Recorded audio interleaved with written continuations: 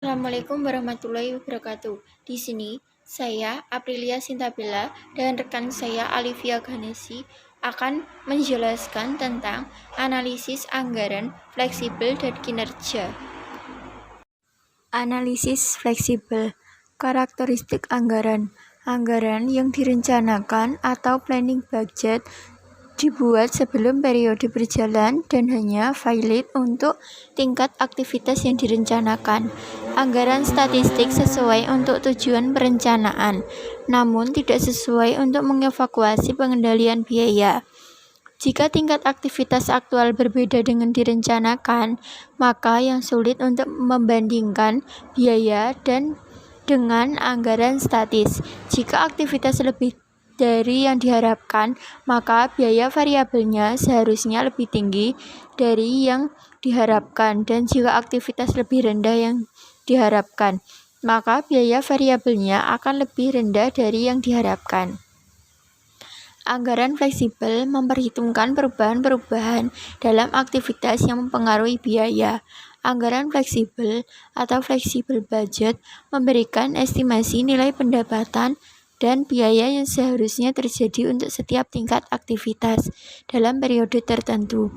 Pada saat anggaran fleksibel digunakan dalam evaluasi kinerja biaya aktual dibandingkan dengan biaya.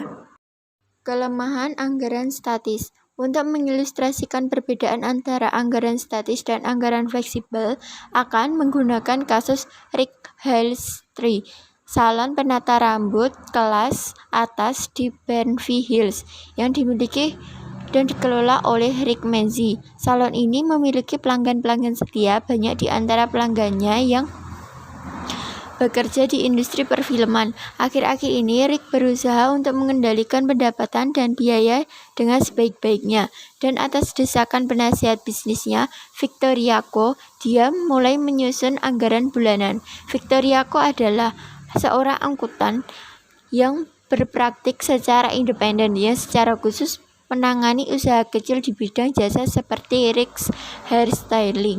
Selanjutnya, pada akhir Februari, Rick dengan seksama menyusun anggaran bulan Maret seperti yang tampak pada tampilan 91. Rick percaya bahwa jumlah penganggaran yang dilayani dalam bulan tersebut merupakan cara terbaik untuk mengukur keseluruhan tingkat aktivitas di salonnya. Kunjungan pelanggan ini dia sebut sebagai kunjungan klien. Pelanggan yang datang ke salon dan ditata rambutnya dihitung sebagai kunjungan satu orang klien. Cara kerja anggaran fleksibel. Cara kerja anggaran fleksibel. Pendekatan anggaran fleksibel mengakui bahwa suatu anggaran dapat disesuaikan untuk menunjukkan besar biaya yang harusnya terjadi untuk tingkat aktivitas aktual tertentu. Untuk mengilustrasikan cara kerja anggaran fleksibel, Victoria menyusun laporan seperti dalam tampilan 9.4 yang menunjukkan besarnya pendapatan dan biaya yang seharusnya terjadi pada tingkat aktivitas aktual tertentu di bulan Maret.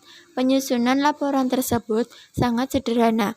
Rumus biaya untuk setiap biaya digunakan untuk mengestimasi besarnya biaya yang seharusnya terjadi untuk L100 kunjungan klien-klien tingkat aktivitas aktual di bulan Maret.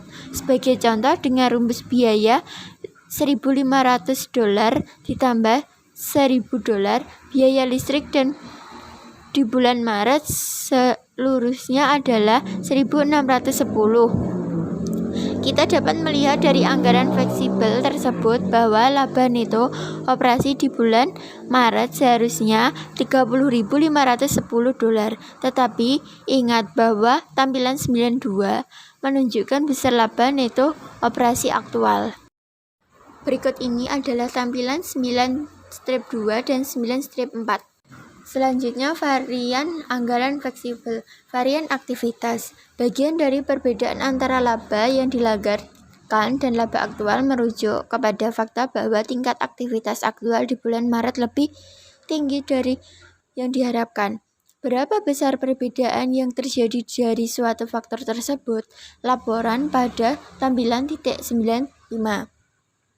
Dibuat untuk menjawab pertanyaan ini, dalam laporan tersebut, anggaran yang direncanakan dari awal periode dibandingkan dengan anggaran fleksibel berdasarkan tingkat aktivitas aktual selama periode tersebut. Anggaran yang direncanakan menunjukkan hal yang seharusnya terjadi pada tingkat aktivitas yang dilanggarkan, di mana anggaran fleksibel menunjukkan hal yang seharusnya terjadi pada tingkat aktual.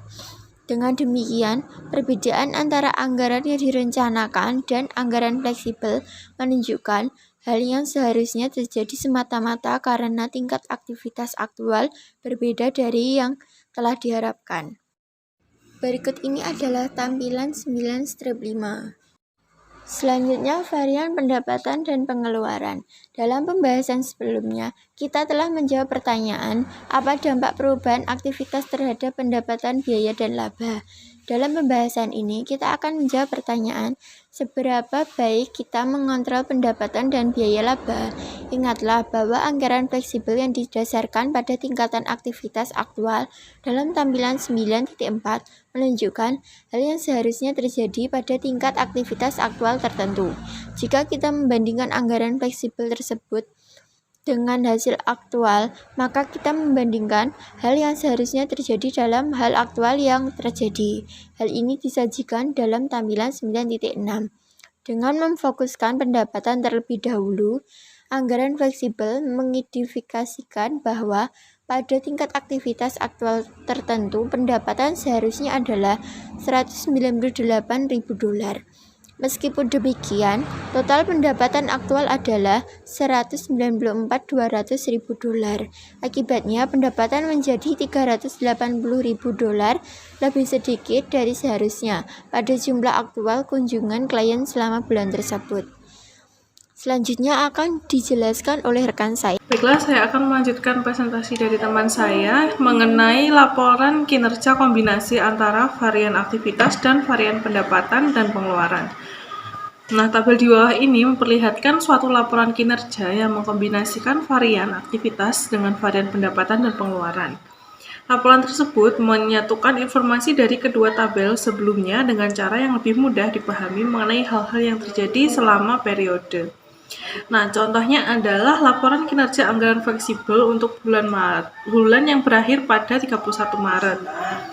Nah, akun-akunnya ini yang pertama ada untuk anggaran jumlah kunjungan klien, ada pendapatan, kemudian bebannya, upah dan gaji, perlengkapan salon, sambutan untuk klien, listrik, sewa, uang asuransi kesehatan karyawan, dan lain-lain.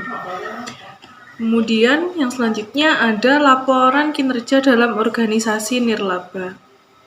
Pada dasarnya, laporan kinerja dalam organisasi nirlaba sama dengan laporan kinerja yang telah dibahas sebelumnya. Organisasi nirlaba biasanya menerima jumlah dana yang berbeda dari suatu sumber yang bukan merupakan penjualan. Sebagai contoh, pendapatan dari Settle Opera Company selama setahun terakhir terdiri atas hibah dan donasi sebesar $12.719 dan penjualan tiket sebesar $8.125.000. Kemudian harga tiket sekitar $75,35 per tiket terjual. Akibatnya, rumus pendapatan untuk organisasi tersebut dapat ditulis sebagai berikut. Pendapatan sama dengan $12.719.000 ditambah dengan $75,35 Q, di mana Q adalah jumlah tiket yang terjual. Dalam hal lain, laporan kinerja untuk Settle Opera Company dan laporan organisasi nirlaba lainnya akan sama. Kemudian laporan kinerja dalam pusat biaya. Laporan kinerja seringkali dibuat untuk organisasi yang tidak mempunyai sumber pendapatan dari luar secara khusus. Dalam organisasi besar, laporan kinerja dibuat setiap departemen, termasuk departemen yang tidak menjual apapun ke pihak luar. Manajer departemen yang bertanggung jawab untuk biaya, bukan pendapatan, maka departemen ini sering disebut dengan pusat biaya. Selanjutnya ada anggaran fleksibel dengan berbagai pemicu biaya.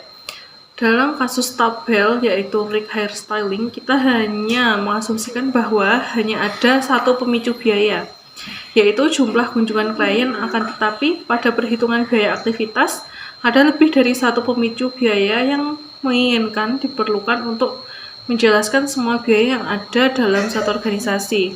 Sebagai contoh, sejumlah biaya di rig hairstyling mungkin bergantung pada jumlah jam salon beroperasi, bukan kunjungan klien. Nah, contohnya ini ada anggaran fleksibel untuk bulan yang berakhir pada 31 Maret. Di sini ada aktual jumlah kunjungan klien Q1, kemudian aktual jam operasional untuk Q2, pendapatan untuk Q1. Nah, bebannya ada beban gaji dan upah, perlengkapan salon, sambutan untuk klien, listrik, sewa, utang asuransi, asuransi kesehatan karyawan, dan lain-lain. Di sini dapat diketahui total beban, nah kemudian laba neto operasi. Nah, ada beberapa kesalahan umum. Kesalahan paling umum dalam membuat laporan kinerja adalah mengasumsikan secara implisit bahwa semua biaya akan selalu tetap, atau mengasumsikan secara implisit bahwa semua biaya variabel akan selalu variabel. Asumsi yang salah tersebut menyebabkan ketidakakuratan dan varian yang salah.